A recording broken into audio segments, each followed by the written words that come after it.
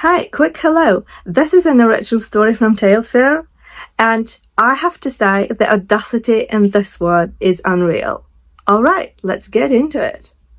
My mother-in-law banned me and my 7-year-old from my husband's sister's wedding with 97 guests and over 20 children. "Her kid doesn't belong with us," she said casually. I didn't shout.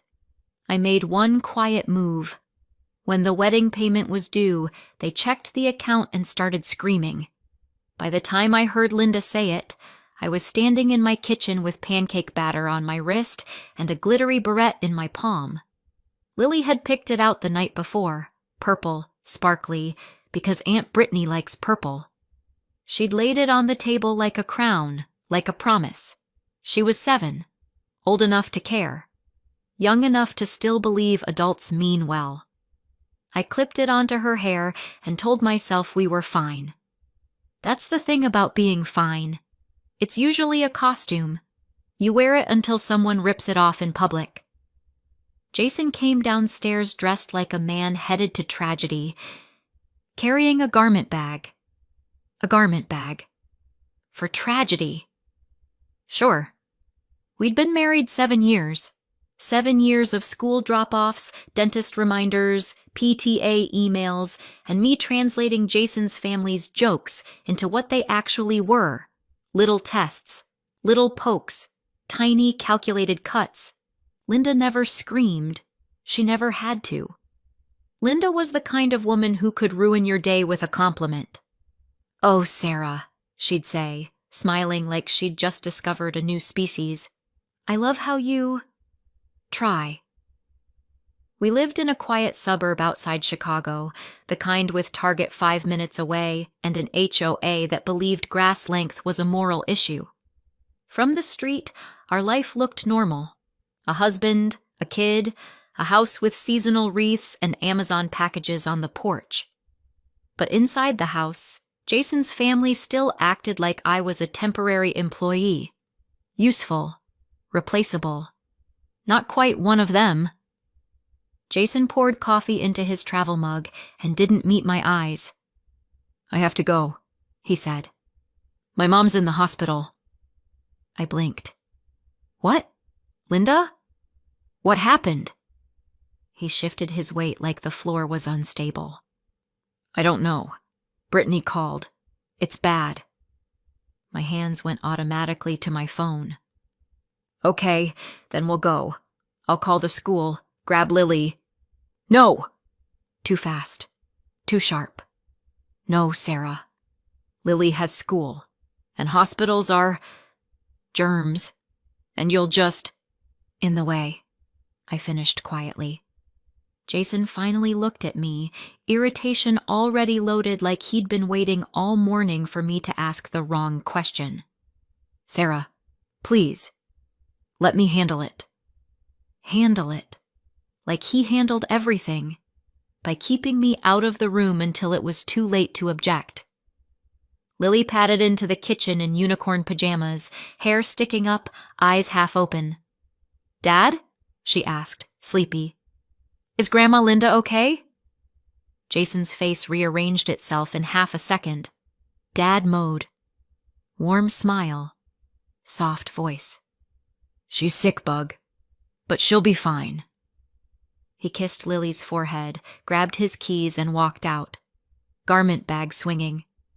The house went quiet in that specific way it does after someone drops a lie on the floor and expects you to build a rug over it. Lily climbed into her chair and swung her legs. "Can we still go to Aunt Brittany's wedding?" I froze. "Wedding?" I repeated, like the word had come from a different language. Lily nodded like it was obvious. "Daddy said it's this weekend." Jason hadn't mentioned a wedding, not once. Not even a casual, "Hey, my sister's getting married, don't freak out." "Who told you that?" I asked, too evenly. Lily shrugged. "He said it on the phone last night. He said, 'Mom, stop. I'm trying to keep Sarah calm.'" Oh, so there was a script. I just wasn't given my lines.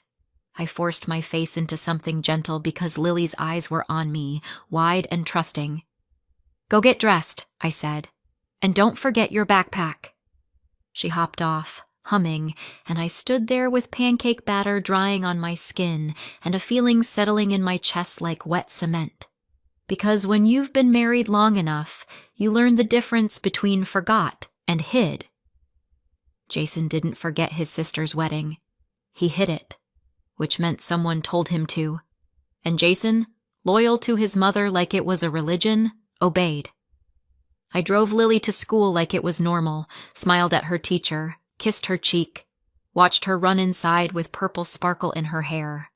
Then I sat in the parking lot and stared straight ahead, trying to manufacture an innocent explanation.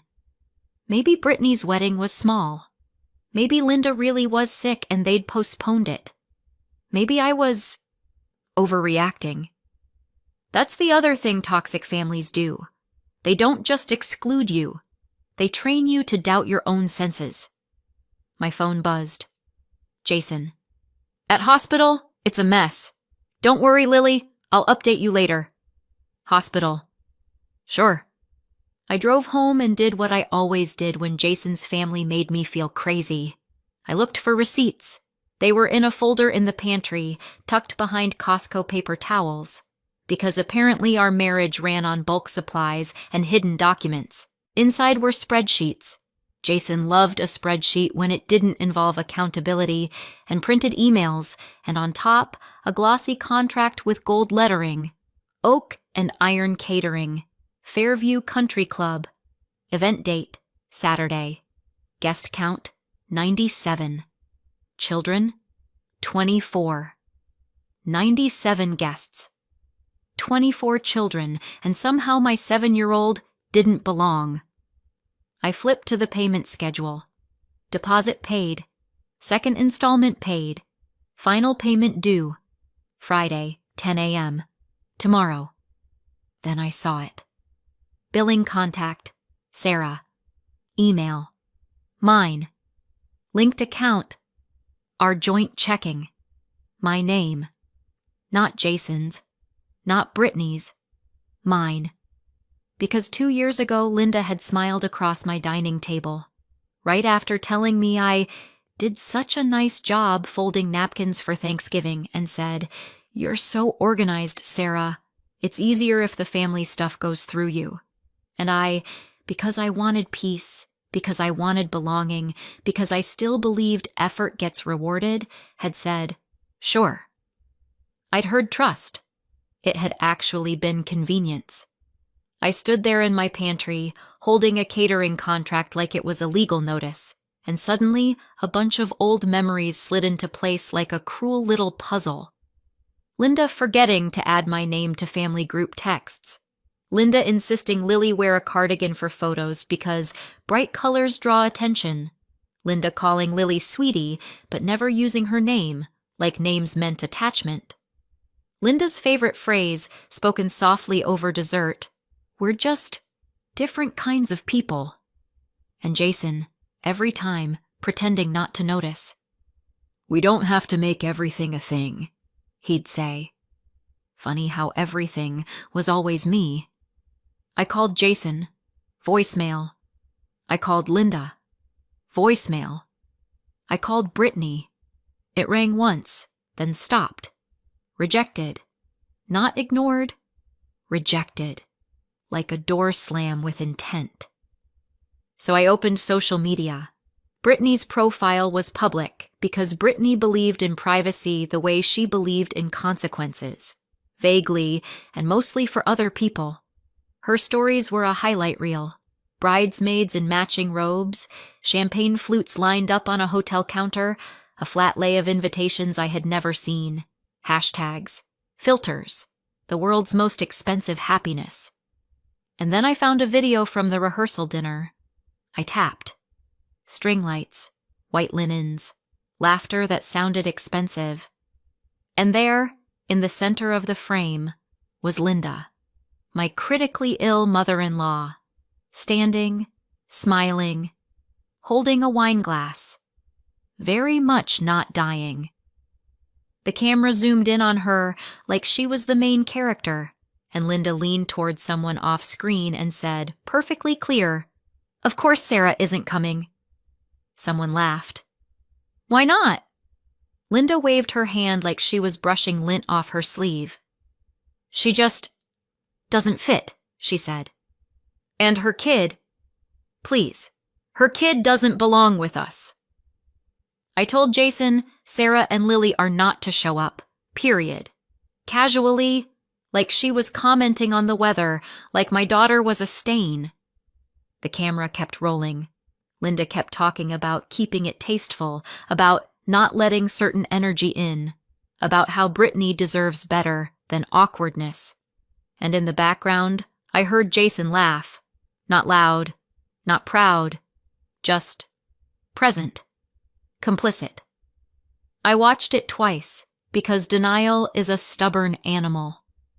Then my screen went dark, and I sat there in my silent house, hearing the hum of the refrigerator and my own breathing, and I realized something that made my stomach go hollow.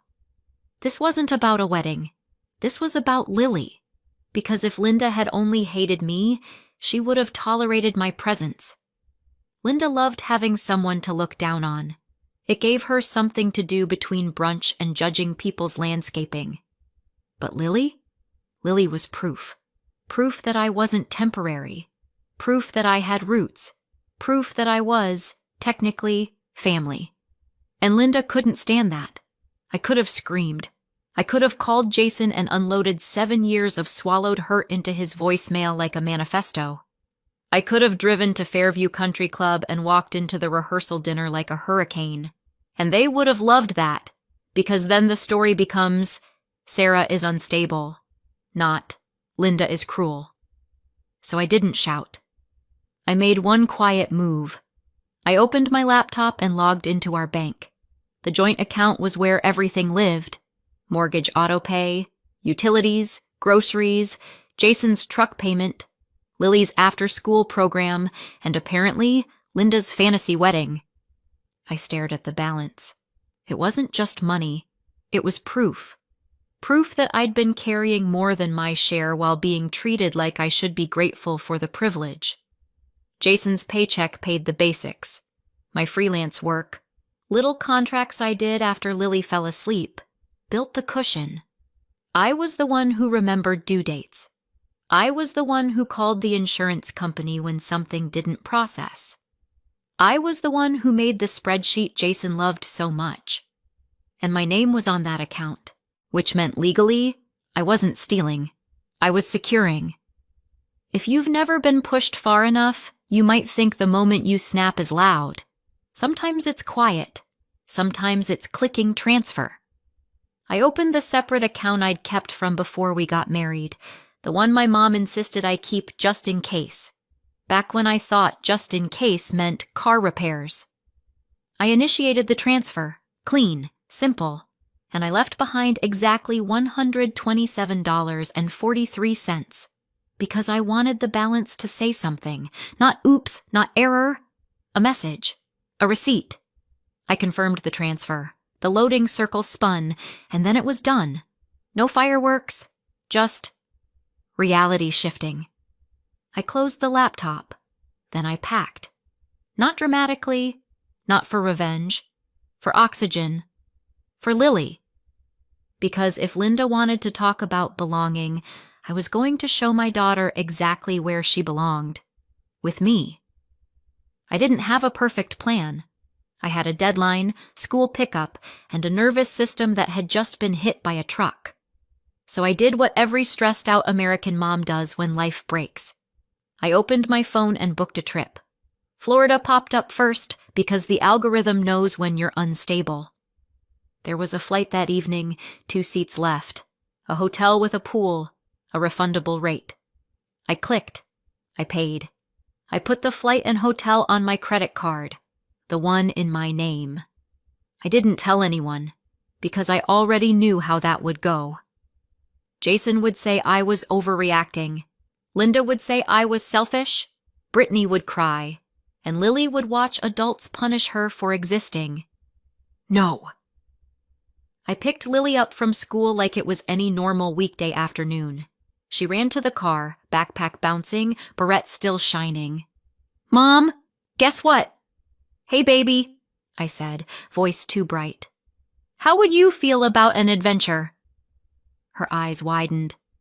"Like a surprise?" "Like you and me," I said. "Just us." She hesitated. "Is Daddy coming?" "No," I said gently. Lily looked down at her hands. "Did we get uninvited?" That question, coming from a 7-year-old, made my throat tighten, because it meant she already understood social rejection, already knew how it feels. "We weren't invited," I said. Her face went still, like her brain refused the data. "But Aunt Brittany likes me," she whispered. I thought of Linda's voice, casual and cruel, and felt my teeth press together. I reached over and took Lily's hand. "Some people say things that aren't true," I said, choosing each word carefully. "And sometimes they do things that aren't kind. But that's about them, not you." Her eyes filled. Did I do something wrong? That question cracked something open in me. Not anger. A vow. "No," I said, firm. "You did nothing wrong. You are not the problem. You don't ever have to earn a place." Lily sniffed. "So where are we going?" I smiled, the first real smile I'd had all day. "Somewhere with a big pool and ice cream. Somewhere nobody gets to tell you you don't belong." She blinked. "Is it Disney?" Of course it was. "It might be," I said. That evening, we walked through the airport with one suitcase and Lily's backpack. She held my hand like if she let go, the world might change its mind. I bought her a pretzel bigger than her face. I let her pick a ridiculous keychain. I watched her curiosity start to push the sadness aside, just a little. Before we boarded, I sent Jason one message. "Lily and I are safe. We're taking a trip. Do not contact me through your mother. I'll be in touch when I'm ready." Then I emailed the same thing, because in America, timestamps matter when people like Linda decide to rewrite reality. I put my phone on airplane mode and watched Lily press her forehead to the window as the plane lifted off. Quiet. Not the quiet of defeat. The quiet of leaving a room where you've been insulted and realizing you don't have to stay. Friday morning, we woke up in a hotel room that smelled faintly of chlorine and waffle maker syrup. Lily bounced on the bed like gravity was optional. "Pool first?" she asked. "Pool first," I agreed. We swam. We ate pancakes. Lily giggled so hard she snorted, then laughed even harder because she'd snorted. For a few hours, she was just a kid, not someone's embarrassment, not a problem to hide. Just a kid with wet hair and bright eyes and a mother who was finally choosing her. And then my phone came back to life. Missed calls, voicemails, texts that looked like they'd been typed with shaking hands. Jason's voicemail hit first, sharp, panicked. "Sarah, what the hell did you do? Brittany is freaking out. The account. Sarah, call me right now." Brittany's voicemail was pure meltdown, the kind where the world ends because a spotlight is dimmer than expected. "This is my wedding," she sobbed. "The caterer won't start service without payment. Fix it. You're ruining everything." Linda's voicemail arrived like a performance. She tried to sound sweet, like she hadn't just publicly disowned my child. "Sarah, sweetheart," she said, syrupy, "there's been a misunderstanding. Transfer the money back. This is not the time for your tantrum. Be reasonable." Tantrum? Right. Because when Linda humiliates a child, it's taste. When a mother protects her kid, it's a tantrum. I stared at the voicemails and felt something almost like laughter rise in my chest. Not joy, relief. Because for the first time, their panic proved I wasn't crazy. The payment was due, and suddenly, my presence mattered. Funny how that works. I texted Jason one sentence. I saw the video. Don't lie to me again. Then I put my phone away and took Lily to get ice cream. On the walk back, Lily skipped and held her cup with both hands like it was sacred. "Mom?" she asked quietly. "Yeah, baby?" "Are we in trouble?" My throat tightened. "Why would we be in trouble?" She looked down. Daddy sounded mad on the phone. And Grandma doesn't like me. That last part was said softly, like a confession, like she'd been carrying it already. I stopped walking and crouched in front of her. "Listen to me," I said, steady. "You and I are not in trouble. You are not a problem. You are not too much. You are not anything Grandma says when she's being mean." Lily's eyes filled. "But why doesn't she like me?" "Because you're connected to me," I wanted to say. "Because you're proof Linda can't erase." But I didn't hand my 7-year-old the full horror of adult psychology. I gave her the truth she could hold. "Sometimes," I said, "people have something broken in them, and instead of fixing it, they take it out on other people. That doesn't mean you're not lovable. It means Grandma isn't safe with her words." Lily sniffed, then nodded like she was filing it away. "Okay," she whispered. Then, after a pause, "Can we get sprinkles tomorrow too?" I laughed, because kids are resilient in the most humbling way. "Sprinkles tomorrow," I promised. That afternoon, while Lily napped, I did the unglamorous part of leaving. Not the cinematic part, the paperwork part. I opened a notes app and started listing what I needed if this turned into a legal mess. Birth certificate, social security card, school records, health insurance numbers, passwords. I changed the passwords first, not out of spite, out of safety, because when a man panics, he doesn't always become violent. Sometimes he becomes reckless. Sometimes he starts fixing things. And I didn't trust Jason's definition of fixing anymore. I froze my credit. I moved my direct deposit. I documented every message. Then I booked a consult with a family law attorney back home. Her name was Michelle. Her tone suggested she'd heard, "My spouse's mother is a problem," so many times it had its own category. She listened while I told her the facts. Joint account, my name on the billing, the video, the trip, the texts. When I finished, she said calmly, "You're not kidnapping your child by taking a trip, but keep communication in writing. Keep your location known, and don't refuse reasonable contact with your husband unless he becomes abusive." Then, "And the money, moving funds from a joint account you're on isn't illegal. But in divorce, the court cares about fairness. Don't spend it. Just secure it. We'll document why you did it." Fairness. Documentation. America loves paperwork almost as much as Linda loves control. Michelle also said something that stuck with me. "Your daughter's emotional safety matters," she said. "Courts don't like grandparents who alienate a child. Keep records. Don't exaggerate. Just document." So I did. Back at the wedding on Saturday, because yes, they still had the wedding, Jason's texts started arriving in bursts, like updates from a disaster zone. They're holding dinner. The planner says they'll shut down the bar. People are asking questions. Mom is screaming at everyone.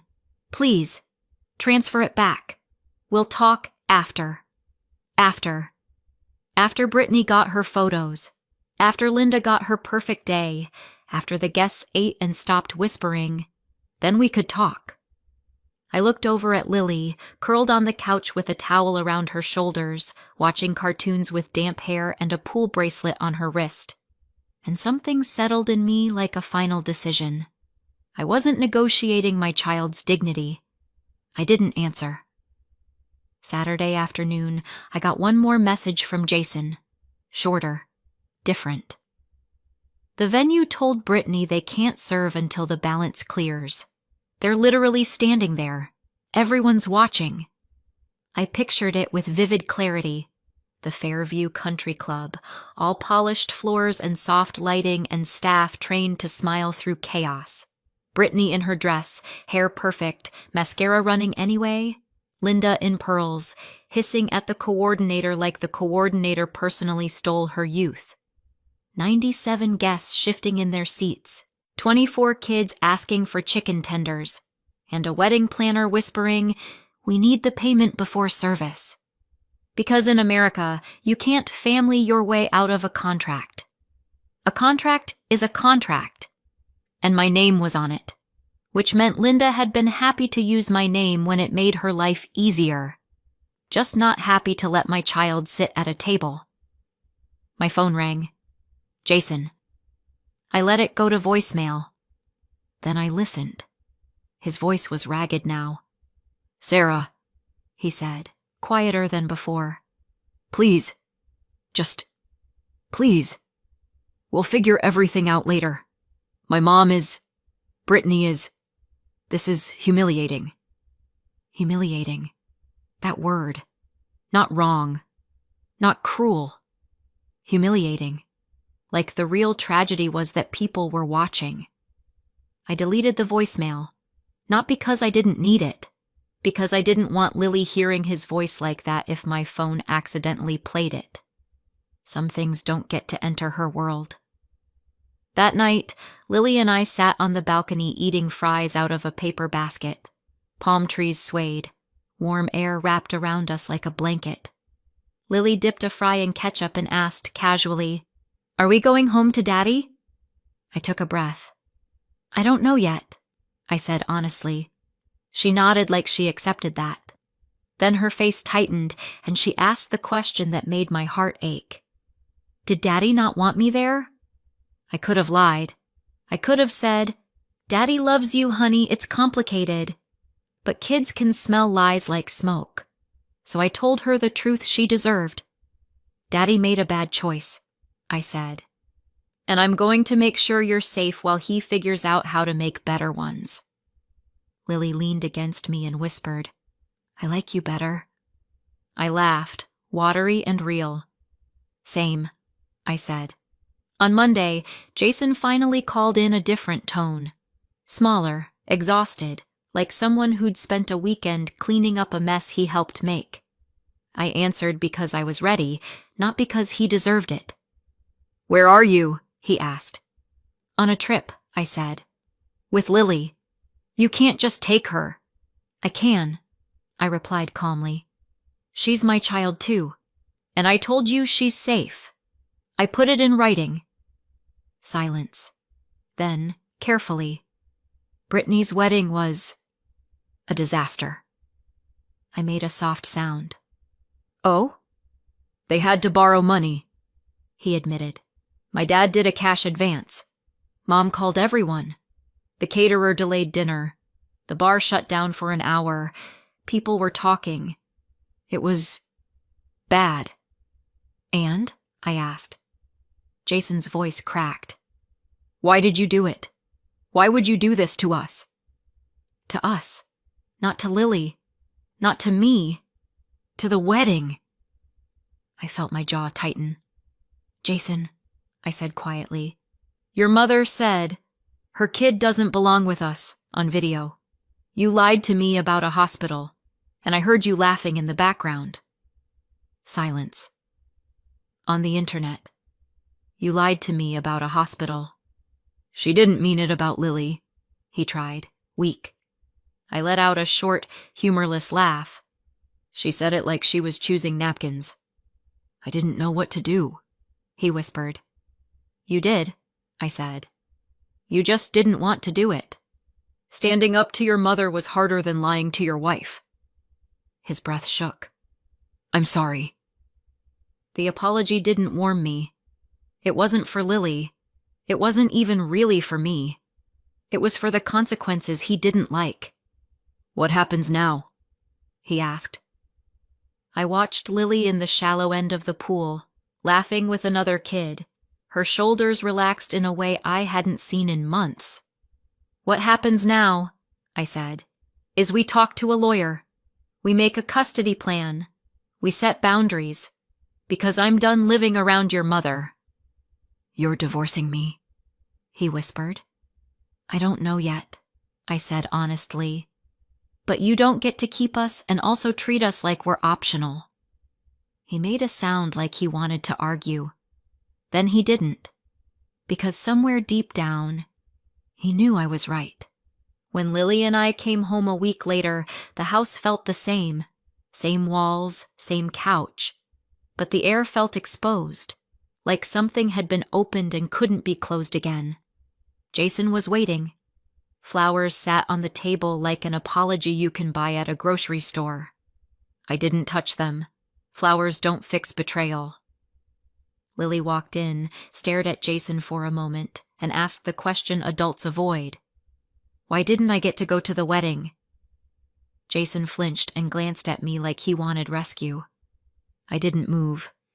He knelt. It was wrong, he said, voice rough. Grandma said something mean, and I should have stopped it. Lily's lip trembled. Did you hear her? Jason nodded. I did. Why didn't you stop her? Lily whispered. Jason stared at the floor like answers lived in the carpet. Then he admitted the ugliest truth. Because I was scared. Lily blinked. Scared of Grandma? Jason nodded, shame all over his face. Lily's expression tightened in that heartbreaking way kids do when they realize adults can be weak. Well, she said, small but firm. I'm not scared of her. She's just rude. Out of the mouths of 7-year-olds comes clarity adults spend decades running from. Jason's shoulders sagged, and for the first time in 7 years, he looked less like Linda's son and more like a man seeing the damage his loyalty caused. The next weeks weren't dramatic. They were practical. Michelle drafted paperwork. We created a temporary schedule. Jason moved into the guest room. We started communicating more in writing than in person because writing doesn't let people rewrite your tone later. Jason started therapy because apparently that's what it takes for some men to understand that boundaries are not a personal attack. Lily stayed with me most nights. Jason had set times with her. He picked her up from school. He showed up. He tried. I noticed. I didn't reward him with forgiveness for effort. But I noticed. And Linda? Linda tried to regain control the only way she knew how, by escalating. First, she sent texts. Sarah, you need to stop. This is not how we handle family matters. You will be held accountable. Held accountable. By who? The wedding police? Then she sent long emails about family unity and respect. Then she tried calling Lily through Jason as if a 7-year-old exists to soothe a grandmother's ego. Jason finally told her no, and that's when she showed up. A Tuesday afternoon, unannounced, pearls on, anger polished to a shine. She didn't ask about Lily. Of course she didn't. She stepped out of her SUV like she owned the street and pointed at me in my own driveway. You are destroying this family, she said. I looked her over. Hi, Linda. Nice of you to finally acknowledge I exist. Don't be smart, she snapped. I'm not being smart, I said. I'm being accurate. You stole money. I transferred money from an account my name is on, I corrected. And my attorney is documenting everything. That word, attorney, made her eyes flash. Jason stepped outside behind me, drawn by the noise. Linda's face softened instantly. Sweet mom voice. Performance smile. Oh, honey, she cooed. Look what she's doing to you. Jason didn't hug her. He didn't smile. He just stood there. And something in Linda's face flickered. Confusion. Because in Linda's world, Jason was supposed to come running. Mom, Jason said quietly. You need to leave. Linda blinked. Excuse me? You need to leave, he repeated. You said awful things about Lily. You lied. You made me lie. And you humiliated Sarah. Linda's mouth tightened. I humiliated no one. She humiliated herself. Jason's jaw clenched. That's not true, he said. And if you can't respect my wife and my daughter, you don't get access to us. Linda stared at him like he'd committed a crime. Then she snapped her gaze to me. This is you, she hissed. You've poisoned him. I shrugged. If the truth is poison, Linda, maybe your system was already failing. Her eyes flicked toward the window, toward Lily's room, and I stepped forward before she could even think about pulling my child into her war. My voice went calm as glass. If you ever say one unkind thing to my child again, I told her, you will not enjoy what happens next. Linda's nostrils flared. For a second, I thought she might slap me. Then she spun around and stormed back to her SUV, tires squealing as she backed out like she was fleeing consequences. Jason exhaled. I didn't congratulate him. One decent moment doesn't erase 7 years of cowardice, but it proved something important. He could have done this earlier. He just didn't. Life after that was paperwork and boundaries, a temporary custody schedule, therapy for Jason, rules that didn't bend for Linda's just stopping by. Linda tried to tell the family I was unstable, vindictive, jealous, whatever word made her feel powerful. But Lily was never a good audience for propaganda. My grandma said I don't belong, she told me one night, quiet and matter-of-fact, like she was reporting the weather. I pulled her close. She was wrong, I said. And you never have to shrink to fit someone else's cruelty. Jason heard her say it once, and I watched his face change, like he finally understood this wasn't about me winning an argument. It was about Lily building her identity, and whether she'd build it around shame or around truth. A few months later, Lily and I sat in our new apartment. Nothing fancy, just sunlight and quiet and a pool she loved. It wasn't a glamorous escape. It was a reset, a place where no one could show up unannounced without consequences. Lily colored at the table, tongue sticking out in concentration. Mom, she asked without looking up, do I belong with you? I set everything down. I leaned in. You belong with me, I said. And you belong with people who love you right. She nodded, satisfied, like her heart had been waiting for that sentence. Then she grinned. If you have a wedding someday, can I invite whoever I want? I laughed, soft and real. Yes, you can. Then I'm inviting you, she declared, because you're my favorite. I hugged her so tight she squeaked. Linda said Lily didn't belong with them. She was right, just not the way she meant it. Lily didn't belong in rooms where love is conditional and children are treated like inconveniences. She didn't belong anywhere she had to earn basic kindness. She belonged with me, and I finally belonged to myself. As for Brittany, she got her photos. She also got a wedding people still whisper about.